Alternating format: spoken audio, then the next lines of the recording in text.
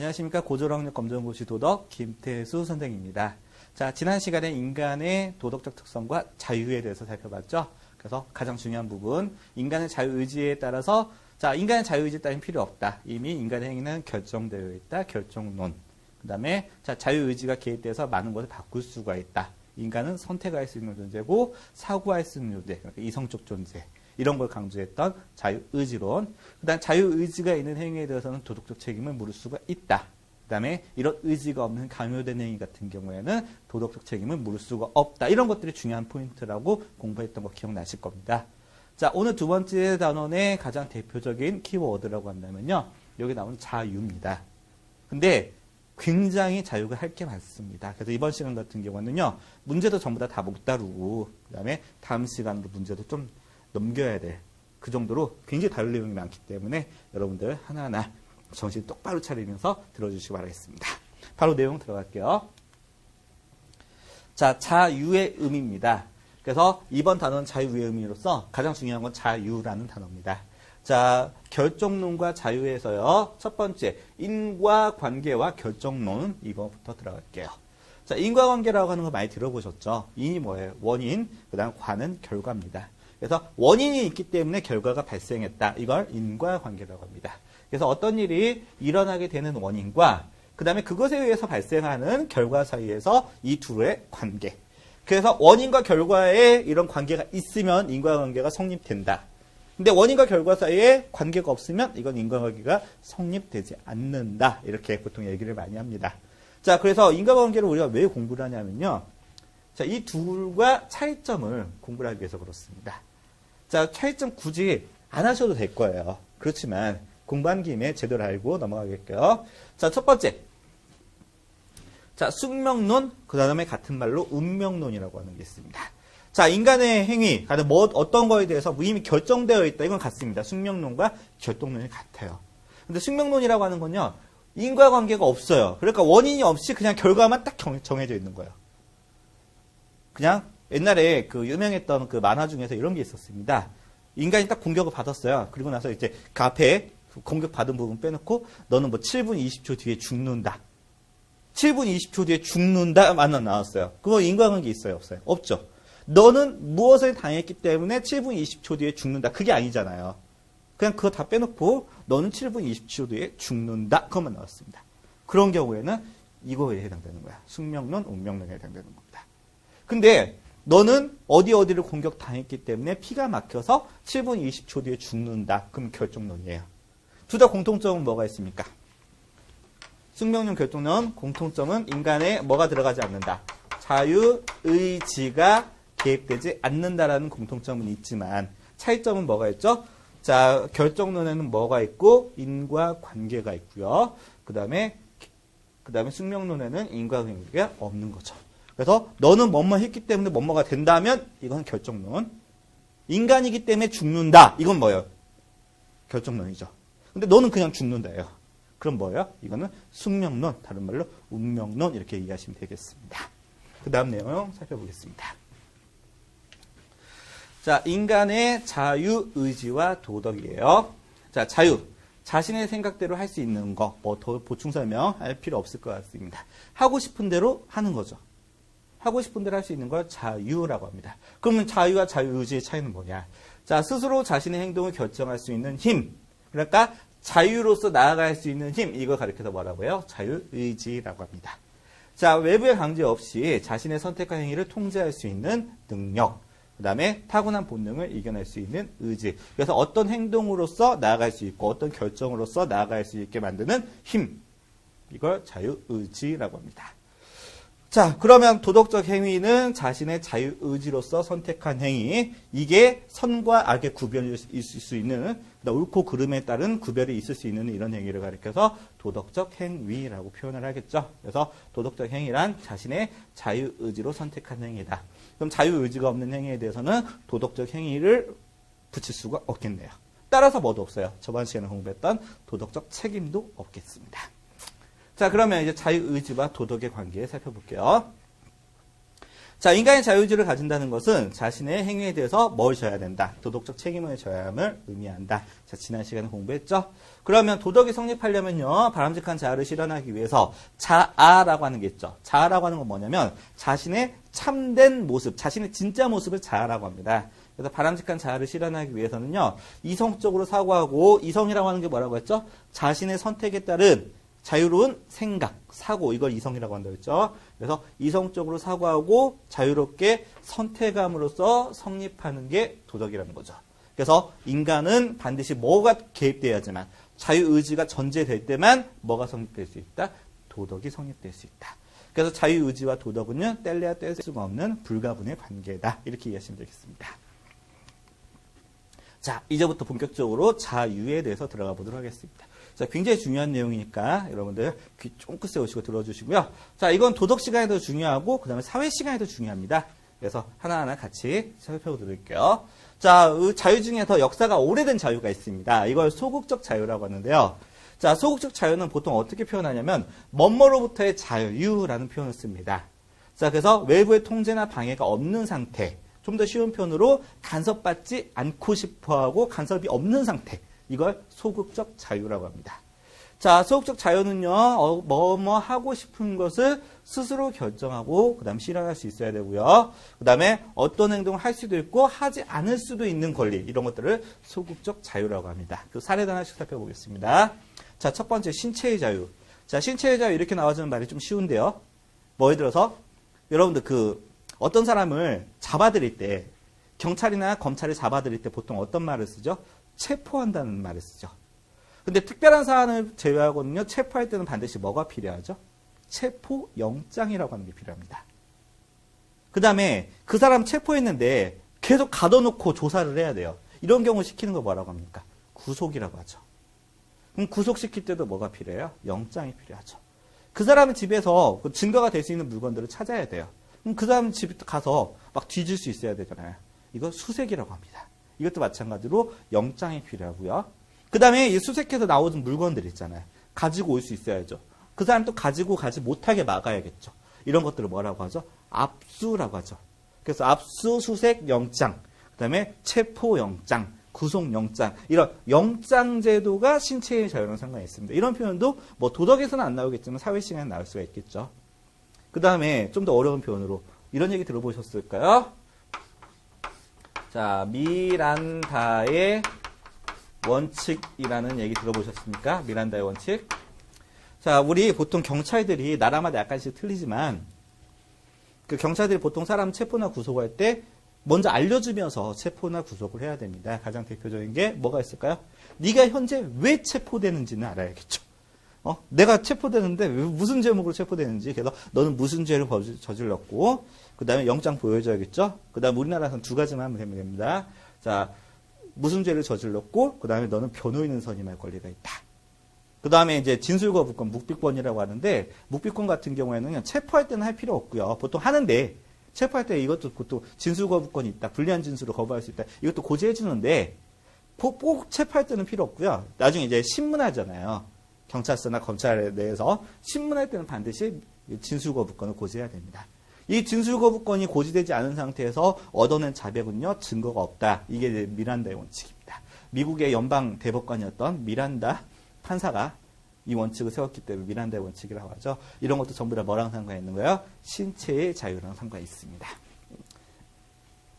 그 다음에 학문의 자유, 뭔지 아시죠? 내가 공부하고 싶은 거 공부할 수 있어야 된다는 거고요. 자, 내가 이제 개인의 신앙을 가지려고 하는데 남으로부터 강요받아서 하는 게 아니라 나의 선택에 의해서 신앙을 가질 수 있는 신앙의 자유. 그 다음에 자, 집회 결사의 자유. 집회라고 하는 건요. 자, 하나 설명드릴게요. 집회라고 하는 건 보통 2인 이상의 사람들이 모여서 뭘 표현하는 걸 집회라고 합니다.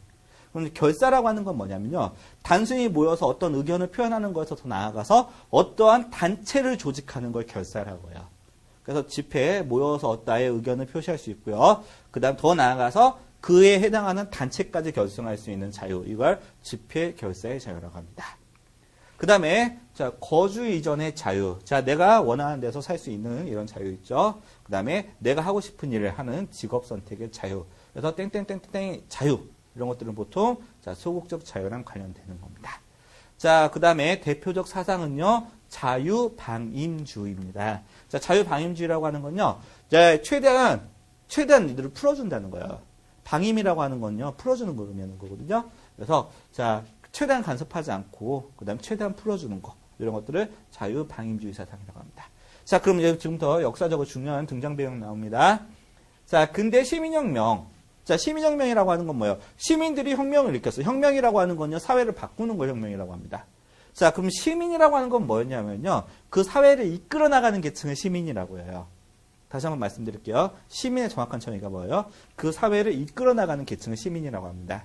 자, 근데 예전에 절대왕정 시대 유럽의 그 왕들의 힘이 굉장히 셌던 시기에는요, 그 국가를 이끌어 나가는 계층이 누구였냐면 왕과 귀족들이었어요. 근데 새롭게 이제 돈이 많은 사람들이 새로운 계층으로 떠오릅니다. 부르주아라고요.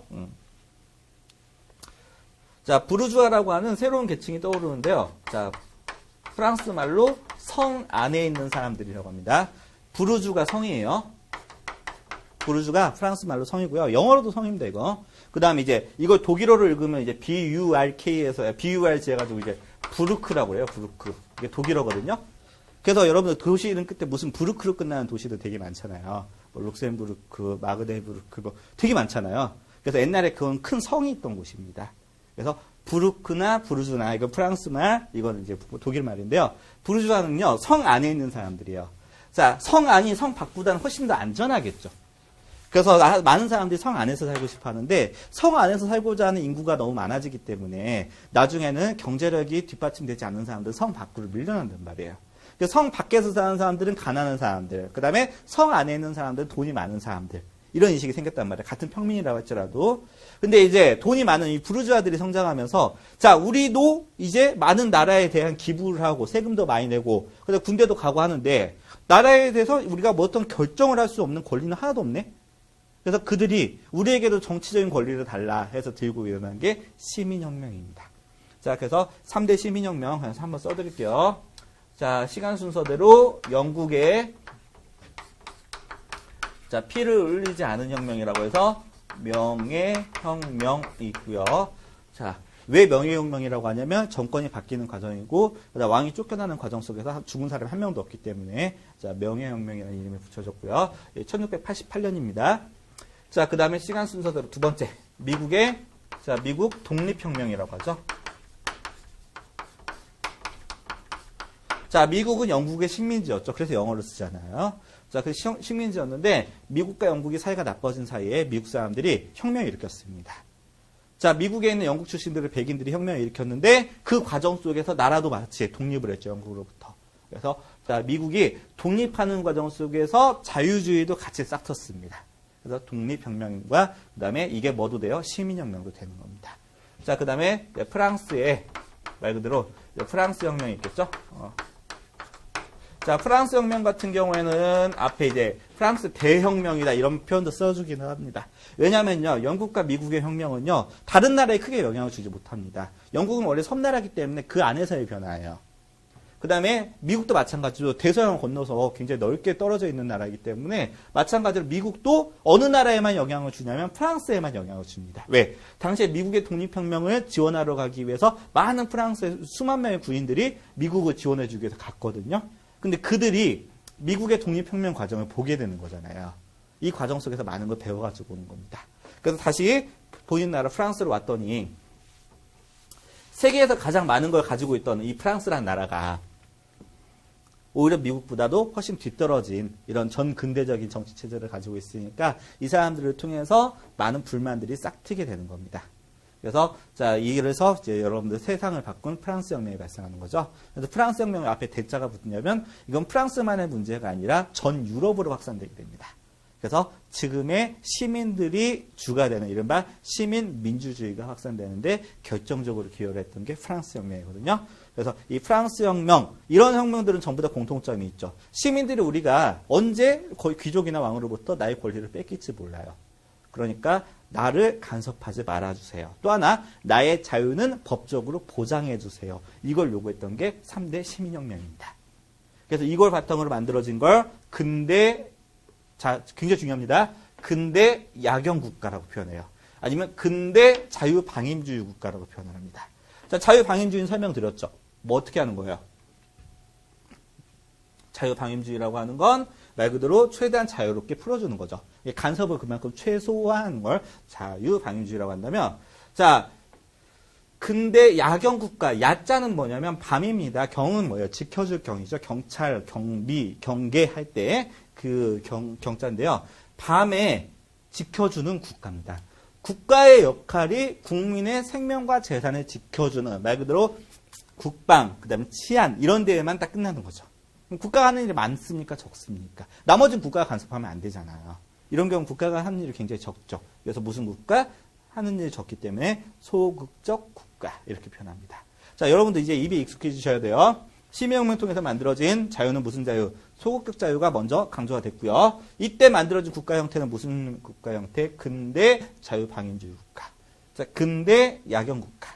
근대 무슨 국가? 소극적 국가. 이런 것들을 몸에 익숙해져야 됩니다. 자, 이것들은 사회 시간에 좀 더 중요하겠고요. 자, 위에 나와 있는 거. 자, 소극적 자유는 뭐뭐로부터의 자유다. 외부의 통제나 방해가 없는 상태다. 자, 소극적 자유의 실현은 뭐뭐 하고 싶은 걸 스스로 결정하고 실현한다. 이게 좀 어렵습니까? 자, 뭐뭐로부터의 자유, 이것도 어려워요? 한마디로 봐요. 쉽게 말해서 간섭받지 않고자 하는 자유. 내가 하고 싶은 대로 그냥 놔두고 내가 하기 싫은 건 상관하지 말라. 이게 무슨 자유예요? 소극적 자유다. 이렇게 생각하시면 되겠습니다. 자, 그러면 이제 소극적 나왔으면 항상 그 다음에 이제 뭐가 나와요? 적극적이라는 표현이 나오겠죠? 자, 소극적 자유가 나왔으니까 이제 적극적 자유가 나와야겠네요. 자, 적극적 자유라고 하는 건요, 뭐뭐를 할 수 있는 자유입니다. 자, 스스로 선택에 의해서 결정한 목표를, 나 공무원 하고 싶어요. 아니면 난 최소한의 인간다운 생활을 보장받고 싶어요. 이런 목표가 있단 말이에요. 이 목표를 실천할 수 있는 자유. 이걸 적극적 자유라고 합니다.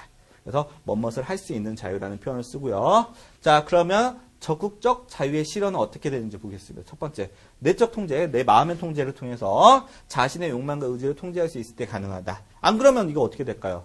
이게 범위가 무한정 어떻게 될까요? 넓어지겠죠. 내가 뭐든지 다 하고 싶으면 다 하게 해달라. 이건 어때요? 그러면 사회적 자원이라고 하는 건 한계가 있는데 모든 사람들이 원하는 건 다 들어줄 수 없잖아요. 그래서 첫 번째, 욕망과 의지를 통제할 수 있어야 되고요. 또 하나, 마찬가지죠. 합리적으로 선택하고 행동할 수 있어야 된다. 자, 위아래가 같은 내용입니다. 표현만 다를 거고요. 그 다음에, 자, 굉장히 중요한 말 나오죠. 소극적 자유의 보장이 전제가 돼야 된다. 이거 굉장히 중요한 표현 나옵니다.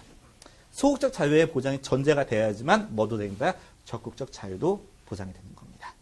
그래서 적극적 자유 내 안에서는 소극적 자유가 포함되어 있다. 이렇게 생각하셔도 큰 무리는 없습니다. 이 중요한 키워드 하나 나왔습니다. 자, 그럼 이제 유형 하나씩 살펴드리겠습니다. 첫 번째, 참정권이라고 하는 거 있습니다. 이름 그대로 해석하시면 돼요. 참정권. 정치에 참여할 수 있는 권리. 이거 참정권이라고 합니다. 자, 그래서 참정권은요, 크게 세 가지가 있습니다. 이렇게 간단히 적어둘게요. 자, 참정권은요, 자, 첫 번째. 우리가 우리 대표를 뽑는 거 있죠. 뭐가 있어요? 투표. 그 다음에 선거권 있죠. 투표 선거권. 그 다음에 두 번째 뭐가 있습니까? 내가 공무원이 될 수 있는 거 있습니다. 공무담임권이라고 그래요. 내가 공무원이 될 수 있는 권리입니다. 그 다음에 투표나 선거에 나갈 수 있는 권리도 있어야겠죠. 이거 가리켜서 뭐라고 하냐면 피선거권이라고 합니다. 내가 대표로서 출마할 수 있는 권리. 이거 가리켜서 세 가지가 참정권이거든요. 자, 우리 국민의 대표를 뽑는 선거. 그 다음에 자, 국민의 주권자로서의 뜻을 표현하는 투표. 제가 투표하고 선거 차이점 제가 말씀드렸죠. 우리 국민이 주권자잖아요. 근데 주권자로서 뜻을 표현하는 거 투표라고 합니다. 근데 그 중에서 투표 중에서 사람을 뽑는 거, 우리 대표자를 선출하는 걸 가리켜서 뭐라고 그래요? 선거라고 표현하는 거예요. 자, 그리고 나서 자, 피선거권이라고 하는 건 뭐냐면 우리 대표자를 선출하는 게 아니라 내가 직접 나서서 대표자가 되기 위해서 국민들로부터 뭘 받을 수 있는 건 선거를 받을 수 있는 권리를 피선거권이라고 합니다. 그 다음 공무담임, 내가 뭐 할 수 있는 거예요? 공무원 될 수 있는 권리죠. 그래서 옛날에 그 2000년도죠. 그 우리 이제 여학생들이 공무원 시험에서 남자들이 군대 가산점이 있기 때문에 공무원 되기가 너무 어렵다. 내 공무담임권이 침해당했다. 그래서 자, 헌법재판소에 소송을 걸어서 당시 헌법재판소가 그래, 이건 여성들과 장애인들의 공무담임권을 침해하는 거다 해가지고 헌법 불합치 결정을 내려서 그때 당시 이제 군 가산점 제도가 없어졌죠. 옛날에는 군대 갔다 왔으면요, 그 군대 가산점이라고 해서 전체 점수의 5%를 그 가산해서 점수를 감안을 해줬단 말이에요. 근데 그게 사라지게 됐습니다. 근데 이제 다시 부활한다고 하죠. 왜냐하면 이제 공무원 시험 같은 데서 너무 여성들의 파워가 너무 세졌기 때문에 역차별 논란이 이제 생기잖아요. 그래서 옛날에는 5%가 너무 많았다. 그래서 지금 한 2% 안쪽으로 해가지고 가산점에 부활하려고 하는데 어떻게 결론이 날지는 모르겠습니다. 참고로 말할게요. 이거 여성들도 찬성하는 사람이 더 많습니다. 알아만 주세요. 자, 그 참정권 설명드렸고요. 자, 그 다음 사회권 먼저 설명드릴게요. 청구권 말고. 사회권이라고 하는 건 뭐냐면요. 최소한의 인간다운 생활은 국가가 나서서 보장해달라 요구할 수 있는 권리가 사회권입니다.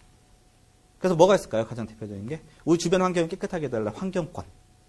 그 다음에 여러분 뭐 최저 임금 보장제 아니면 뭐 또 뭐도 있죠? 최저 각종 사회보장제도 이런 것들 사회권이라고 하는데 역사가 가장 짧은 기본권입니다. 역사가 가장 오래된 기본권 하면 앞에 나왔던 자유권이거든요. 여기 나오는 자유권 있죠? 자, 자유권이 가장 역사가 오래된 기본권이라고 한다면 자, 사회권이라고 하는 건 가장 역사가 짧은 기본권이고요. 자, 그 다음에 각종 사회보장제도 이런 것들이 자, 적극적 자유의 실현을 대표되는 기본권들입니다. 자, 그럼 청구권 설명드릴게요. 청구권이라고 하는 건 뭐냐면 내 다른 기본권들이 현재 침해당하고 있습니다. 제대로 보장받지 못하고 있어요. 그때 이 침해 상태를 없애달라고 요구할 수 있는 권리를 청구권이라고 합니다. 어떤 기본권이 침해당하고 있을 때 그 침해 상태를 없애달라고 요구할 수 있는 권리. 그러니까 가장 대표적인 게 뭐 재판 청구권, 그 다음에 문서로서 요구할 수 있는 청원권, 이런 것들을 자, 청구권이라고 표현을 합니다. 자, 그 다음에 중요합니다. 역사가 적극적 자유는 소극적 자유보다 역사가 더 짧겠죠. 그래서 근대가 아니라 여기 앞에는 보통 현대가 들어가고요. 그 다음에 각종 복지국가 아니면 각종 복지원리가 자, 적극적 자유랑 관련이 있습니다. 자, 등장 배경. 자본주의 성장에 의한 빈부격차가 확대되면서 환경 문제 등의 문제가 증가되고, 그 다음에 이제 그러면서 빈부격차가 확대되다 보니까 사회적 약자를 누가 보호해주질 못합니다.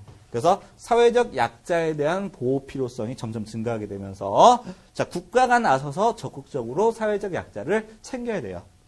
그래서 사회적 약자를 챙기기 위해서는요, 각종 사회보장제도 같은 걸 만들어서 국가가 직접 나서서 활동을 해야 하잖아요.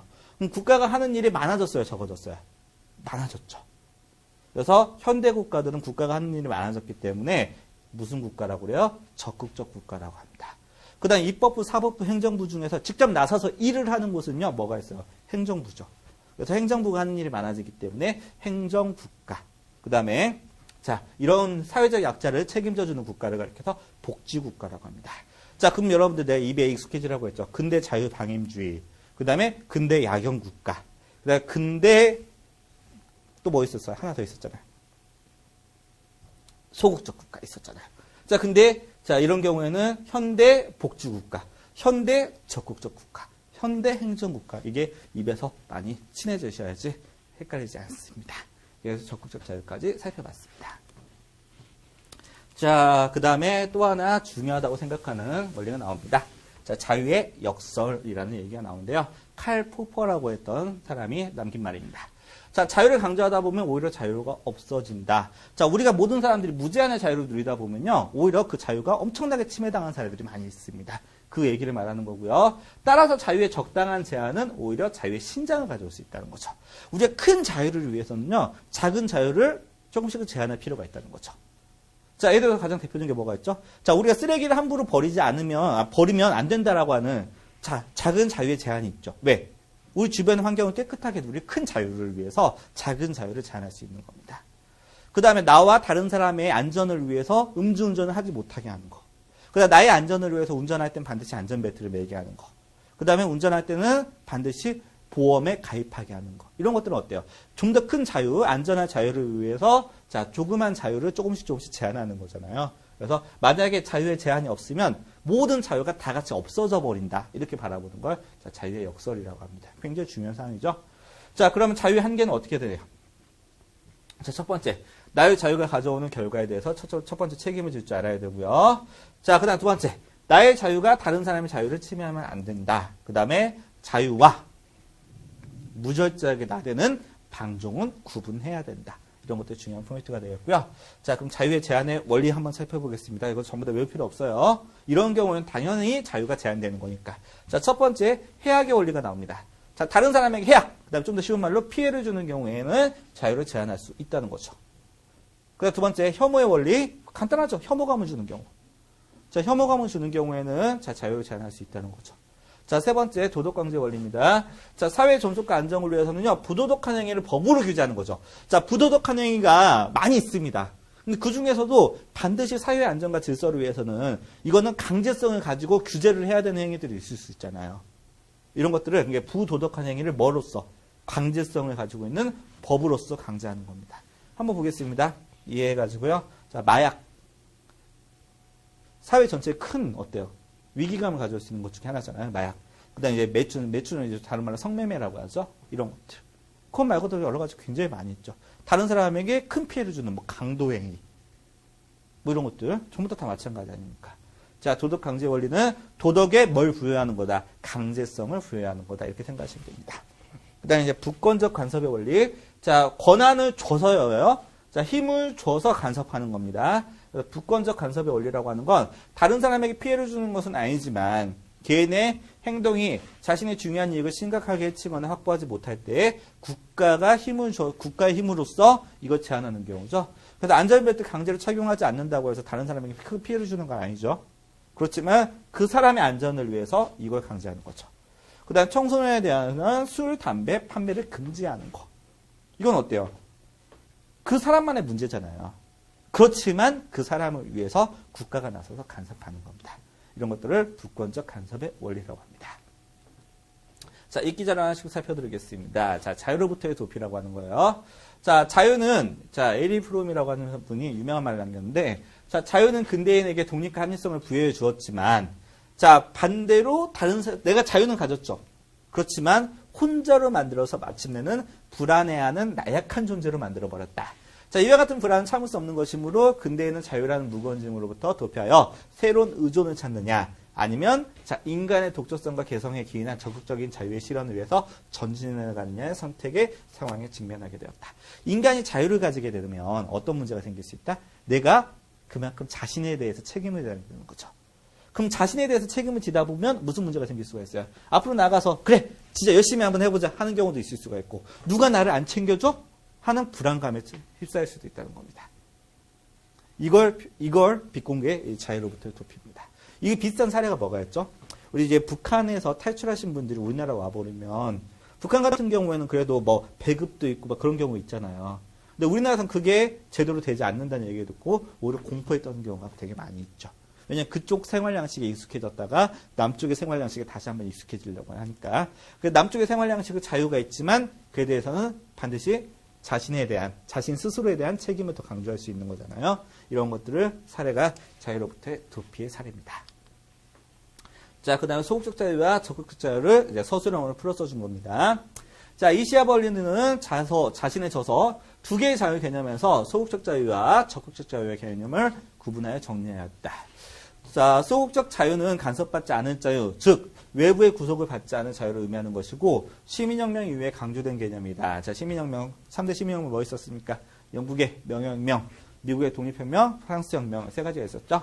자, 시민혁명 이후에 강조된 개념이고요. 이 시기의 국가의 역할은 치안 유지 등에 한정된 소극적 역할만 요구받았고, 이런 국가를 무슨 국가? 밤에 지켜주기만 하는 국가, 야경 국가라고 한다. 자, 반면 적극적 자유는요, 자신의 진정한 자아 실현을 위해서 자신의 삶의 방향성을 자신이 결정할 수 있는 자유를 말하는 것이므로, 자, 현대 복지국가 원리가 등장하고 강조되는 개념이다. 자, 현대 복지국가 이름이 익숙해지셔야 됩니다. 그 다음 적극적 국가. 자, 현대 복지국가에서는 국가가 종래의 치안 유지와 같은 소극적 기능에서 더 나아가서 사회적 약자 보호와 경제 질서 유지와 같은 적극적 기능도 같이 수행한다. 해서 무슨 국가? 적극적 국가. 그 다음 어느 부서가 일 많이 한다고 했죠? 입법부, 행정부, 사법부 중에서 행정부가 일 많이 한다고 했죠? 그래서 무슨 국가? 행정국가라고도 얘기를 합니다. 자, 자유의 역사 살펴보도록 자, 자유에 대한 어떠한 구속력도 존재하지 않는다면 강한 사람이 약한 사람을 마음대로 지배할 수 있기 때문에, 자, 무제한의 자유는 훨씬 더 많은 구속을 가져오게 된다. 자, 따라서 큰 자유를 위해서는요, 작은 자유를 제한할 필요가 있다. 작은 자유를 제한하는 것은 오히려 자유를 확장시킬 수 있다. 확대시킬 수 있다. 이걸 강조하는 걸 칼 포퍼의 자유의 역설이라고 표현합니다. 자, 스피드 체크 관련된 거 보겠습니다. 자, 3번 문제 보세요. 자, 원인과 결과 사이의 관계를 무엇이라고 합니까? 네 글자로. 자, 결정론과 상관이 있는 거 인과관계라고 하죠. 그러면 이제 나왔습니다. 자, 인과관계와 상관없이 미리 결정되어 있다는 것을 무엇이라고 합니까? 인과관계 원인이 없는 상태에서 결정만 되어 있는 걸 뭐라고 한다고 했어요? 숙명론 아니면 운명론 이렇게 표현한다고 했죠. 그 다음에 외부로부터 강제나 방해가 없는 상태. 자, 내가 하고 싶은 대로 하고요. 하기 싫으면 놔두는 거죠. 무슨 거? 두 글자로 자유라고 하죠. 그 다음에 뭐뭐로부터의 자유가 아닙니다. 자, 뭐뭐를 향한 자유죠. 자, 이건 뭐죠? 이거는 적극적 자유가 되겠습니다. 뭐뭐를 향한 자유니까요. 자, 그 다음 적극적 자유는 땡땡 국가 원리의 바탕이 된다 나왔습니다. 자, 소극적 자유는 무슨 국가? 야경 국가, 자유방임주의, 소극적 국가랑 연관된다고 했죠. 그러면 이제 적극적 자유 나왔어요. 무슨 국가? 현대 복지국가. 그 다음에 적극적 국가. 그 다음에 행정국가. 이거랑 연관되겠죠. 그래서 자, 뭐 넣으면 되겠습니까? 일단 가장 대표적인 하나를 놓자면 복지국가 넣어야겠죠. 그 다음에 두 번째 적극적 국가 넣어야겠죠. 자, 세 번째는 행정국가 넣으시면 되겠습니다. 자, 그 다음에 11번. 지나친 자유 추구는 오히려 자유를 억제할 수 있다는 것을 무엇이라고 합니까? 칼 포퍼가 얘기했습니다. 뭐라고? 자유의 역설이라고 했습니다. 여기까지 해서 관련된 스피드 체크 풀어봤고요. 자, 문제 들어가도록 하겠습니다. 자, 3번 문제입니다. 자, 결정론의 주장으로 적절한 것을 보기 위해서 고른 것들. 뭐 이거는 첫 번째 단원도 될 수 있고요. 자, 두 번째 단원 겹치기 문제입니다. 자, 콩 심은 데 콩 나오고 팥 심은 데 팥 난다. 바뀌었어요? 안 바뀌었어요? 인과관계 있죠. 그 다음에 바뀐 거 없죠. 인간의 의지로서 개입돼서 바뀐 거 없잖아요. 그러면 기억 결정론이고요. 자, 인간의 의지와 노력으로는 인과관계를 바꿀 수 있다 나왔습니다. 인간의 의지와 노력으로 인과관계를 바꿀 수 있다니까 이거는 뭐예요? 이거는 자유의지론이 되겠습니다. 자, 인간의 성격과 능력은 유전적 요인이라는 원인에 의해서 지배된다. 인과관계 있는 거죠. 자, 그래서 이거는 디귿은 결정론이 되겠고요. 자, 원인을 안다고 해도 행위의 결과를 정확하게 예측하는 것은 어렵다. 인과관계가 없는 거죠. 그럼 결정론이라고 할 수가 없겠습니다. 그래서 결정론의 주장으로 맞는 건요. 인과관계가 있고 그다음에 자유의지가 개입되지 않는 거죠. 기억하고 디귿이 되겠습니다. 정답 몇 번? 2번이 되겠고요. 자, 소극적 자유의 제한과 그다음에 실현에 대한 설명으로 적절한 것을 보기 위해서 고른 것은 나왔습니다. 기억, 뭐뭐로부터의 자유로 표현된다. 자, 뭐뭐로부터의 자유 맞죠? 그 다음에 뭐뭐의 자유하면 적극적 자유잖아요. 그래서 소극적 자유 기억 맞고요. 강제나 억압으로부터의 자유를 의미한다. 맞습니다. 자, 그 다음에 거식증 증세 때문에 밥을 먹을 수 없는 사람. 이건 뭐예요? 이거는 인간의 심리적 요인과 그 다음에 생리적 요인 때문에 밥을 못 먹는 거죠. 거식증이라고 하는 거. 이거 굉장히 심하신 분들 있잖아요. 그래서 뭐 키가 170인데 몸무게가 막 28kg 막 이러신 분들 가끔씩 있는데 이건 심리적 요인 플러스 그 다음에 뭐까지도 같이 있습니까?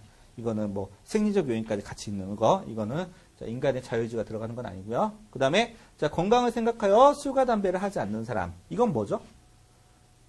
건강을 생각하여 술과 담배를 하지 않는 사람은 개인의 선택의 문제죠. 이거는 자신의 건강을 위한 선택의 문제잖아요.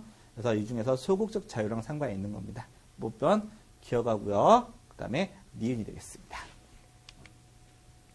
자, 그 다음 6번입니다. 자, 다음 중 소극적 자유가 없는 경우는 나왔어요. 자, 1번. 자, 담배에 중독되어 담배를 끊지 못하고 있다. 그냥 생리적인 문제죠. 자신의 의지 문제고요. 자, 그 다음에 법원의 명령으로 봉사활동을 다녀오게 되었다. 이건 강제로서 법원이 시킨 거죠. 내가 하고 싶다, 그 다음에 하고 싶다, 하고 싶지 않다. 이거 선택의 여지가 없이, 내 자유가 없이 법원이 강제로 시킨 거죠, 이거는. 그래서 이거는 소극적 자유의 제한 사례가 2번이 될 수 있겠고요. 자, 3번. 폐결핵에 걸려서 클라리넷을 배우지 못하고 있다. 이거는 뭡니까? 말 그대로. 이거는 인간의 신체의 상태에 대한 생리적인 문제일 뿐이죠. 그 다음에 인터넷에 중독되어서 새벽까지 인터넷을 하고 있다. 소극적 자유가 없는 거예요? 하고 싶으니까 하고 있는 거잖아요. 그래서 내가 열심히 인터넷을 하고 있기 때문에 뭐가 됐습니까? 중독됐죠. 그래서 인터넷 중독돼서 인터넷 하고 싶죠. 그러니까 어때요? 새벽까지 인터넷을 하고 있죠. 그런 경우에는 소극적 자유가 제한된 경우가 아니라 현재 보장되어 있으니까 중독도 되고 보장되어 있으니까 새벽까지도 할 수 있는 겁니다. 그래서 6번에서 자, 소극적 자유가 없는 경우는 정답 몇 번? 2번이 되겠습니다. 자, 그 다음 9번 문제 되겠습니다. 자, 다음에 문제 상황과 관련된 설명으로 적절한 것은 나왔어요. 자, 보기 볼게요. 자, 어느 작은 마을에서는요, 마을 주민이라면 누구나 초원에 양을 풀어놓고 풀을 뜯게 하였다. 자, 점점 마을에 사람들이 몰려들고 초원에 양을 많이 풀어놓았다. 자, 초원의 면적은 같은데 양이 계속 많아지자, 자, 초원에는 더 이상 풀이 남아나지 않게 되었다. 자, 이 마을의 양들은 먹을 풀이 없어서 좋은 품질의 양털을 생산하지 못했으며 마을의 양털 산업도 쇠퇴해갔다. 자, 결국 마을 사람들은 자신의 생활 기반을 잃은 것이다. 자, 마을 사람들이 자, 양에 대해서 양의 숫자에 대해서 그리고 이주민에 대해서 제한을 하지 않았죠. 무제한은 베풀었습니다. 그러니까 어떻게 됐어요? 그 원래 있었던 큰 자유, 양을 키울 수 있는 큰 자유, 초원이라는 터전, 이게 전부 다 어떻게 됐습니까? 사라지는 거죠. 그러면 이런 경우에는 뭐가 됩니까? 자, 무절제한 자유는 자유를 오히려 어떻게 한다? 제한하고 없앨 수 있다. 자유의 역사라고 상관이 있는 거죠. 자, 1번 자유의 역사를 보여주는 사례이다. 1번이 정답이고요. 자, 이게 농경사회의 문제점입니까? 아니죠. 그래서 2번 아니고요. 자, 3번. 자, 소극적 자유가 보장되지 않았을 때의 문제점을 보여주는 사례이다. 아니죠. 최대한 자유 보장했잖아요. 그러다 보니까 문제가 생긴 거잖아요. 그 다음에 농경사회와 그다음에 정보사회와의 병행 과정에서 일어나는 문제점을 보여주는 사례이다. 자, 정보사회라고 하는 건 정보와 지식이 중요한 매체가 되는 사회. 정보와 지식이 가장 큰 가치가 되는 사회를 정보사회라고 합니다. 여기서 뭐가 있어요? 정보사회와 관련된 사례 아무것도 없잖아요. 그래서 정답 몇 번? 1번 자유의 역설과 상관이 있는 겁니다. 자, 10번 볼게요. 자, 다음의 내용이 제시하는 바는 무엇인가 나왔습니다. 자, 나는 나의 자유를 어느 정도 제한하는 것이 불가피하다는 것을 잘 알고 있다. 자, 그러므로 나의 자유를 최대한으로 보장할 수 있다면 국가가 나 자신의 행동의 자유를 어느 정도 제한하는 것은 기꺼이 받아들여야 된다. 자, 큰 자유를 위해서 작은 자유는 제한할 수 있다는 거죠. 자, 자유가 제한되지 않았을 때 자유는 스스로 없어진다. 만약에 무제한의 자유는 스스로 자유를 어떻게 해버린다? 없애버린다는 겁니다. 이런 이유 때문에 모든 사람의 자유가 법에 의해서 보호될 수 있는 만큼 국가가 자유를 제한할 수 있어야 된다. 자, 자유를 아예 없애버리는 건 아니죠. 약간씩 그때그때 상황에 맞춰서 제한하는 겁니다. 1번, 2번, 3번, 4번 중에서 자유의 역설에 대한 제한을 가져왔던 거 정답 몇 번? 1번이 되겠습니다. 자유의 제한이죠. 자, 적정한 자유의 제한은 좀 더 큰 자유의 보장을 가져온다. 이렇게 이해하시면 되겠고요.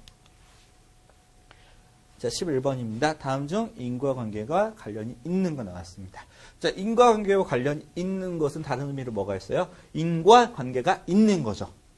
1번 보겠습니다. 작은 고추가 맵다. 이건 어때요? 인과관계 있어요? 이건 품종 문제죠. 큰 고추도 매울 수도 있습니다. 무슨 말인지 알겠죠? 보통 작은 고추가 맵다고 하는데 우리나라 작은 고추들이 그 이른바 청양고추로 대표되는 매운 고추들이 있긴 있는데 이건 일반화시킬 수 있는 사례가 아니잖아요. 두 번째입니다. 자, 반장은 공부를 잘한다. 반장이라고 공부를 다 잘하는 거 됩니까? 안 됩니까? 안 되죠. 공부 못하는 반장 있을 수 있잖아요. 맞습니다. 제가 고3 때 우리 반 반장 수능 200점 만점씩 되거든요. 그때 수능 200점 만점 중에서 48점 맞았어요. 근데 4분의 1도 못 맞은 거죠. 그런 경우도 있을 수가 있는 거잖아요. 인과관계가 반드시 되는 건 아니고요. 자, 그 다음에 꽃이 피면 지기 마련이다. 이건 뭐가 됐습니까? 꽃이 피었다는 게 지는 거에 대한 원인이 되는 건 아니잖아요. 피지도 못하고 지는 꽃들도 있으니까. 무슨 말인지 아시겠죠? 꽃이 피면 지기 마련이다. 자, 이거는 뭐 인과관계처럼 보이는데 졌다는 것 자체가 이게 바로 이제 인과관계가 그대로 성립되는 건 아니지 않습니까? 자, 자연의 법칙일 뿐이죠, 이거는. 그 다음에 범죄가 많은 곳이면 보통 경찰도 많을 것이다. 범죄가 많기 때문에 그만큼 많은 경찰 수요도 있을 거 아니에요. 그래서 자, 범죄가 많기 때문에 원인이 되었고요. 경찰도 많을 것이다. 결과가 자, 성립되는 건 정답 몇 번? 4번이 되겠습니다. 쉬워 보이지만 그렇게 쉽지 않은 문제입니다. 이런 것도 막상 문제 나오면. 그 다음에 17번 보겠습니다. 자, 다음 글의 입장을 올바르게 적용한 사례라고 볼 수 없는 건 나왔어요. 아까 나왔던 사례입니다. 자, 나의 자유를 보장받기 위해서는 나의 자유를 약간 제한하는 것이 필요하다. 아까 기억나시죠? 자, 따라서 나는 국가가 나의 행동이 자유 중 일부를 제한하는 것을 기꺼이 받아들인다. 결국 더 큰 자유를 위해서 상대적으로 작은 자유를 국가가 제한할 수밖에 없는 것이다. 자, 그러면 상대적으로 작은 자유를 더 큰 자유를 위해서 제한하는 사례가 아닌 겁니다. 자, 금연구역에서는 흡연하지 않는다. 자, 만약에 아무 데서나 막 흡연을 해버리면 어떻게 돼요? 전체적인 대기가 굉장히 안 좋아지고 전체적인 건강 상태 자체도 안 좋아집니다. 예전에 제가 처음에 대학교 다닐 때까지만 해도, 군대 가기 전에 대학교 다닐 때까지만 해도 대학교 내에서 그 강의실 내에서 금연이 아니었어요.